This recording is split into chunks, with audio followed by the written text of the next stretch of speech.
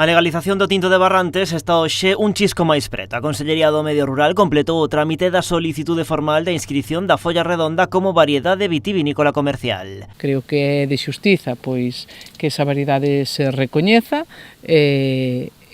porque así o é aquí e así o sinte pois Ribadumia, e traballaremos pois para que canto antes posible pois chegue ese recoñecemento. Ese recoñecemento podría chegar como mínimo en 2027, segundo indicaron hoxe. A Xunta xa entregou o material vexetal requirido para que dende o Ministerio de Agricultura, Pesca e Alimentación se inicien os ensaios oficiais concluíntes para o seu correspondente rexistro. Xunto cos estudos que se ampliarán tamén no IMIDA pertenecente ao Ministerio de Agricultura, pois, unha vez tido o informe final da característica de variedade e conforme un viño cabal coa calidade enolóxica dos viños que se amparan, pois, rematado este proceso, pois, podrá ser inscrita neste rexistro comercial de variedades e, posteriormente, tamén no potencial vitícola dos viños galegos.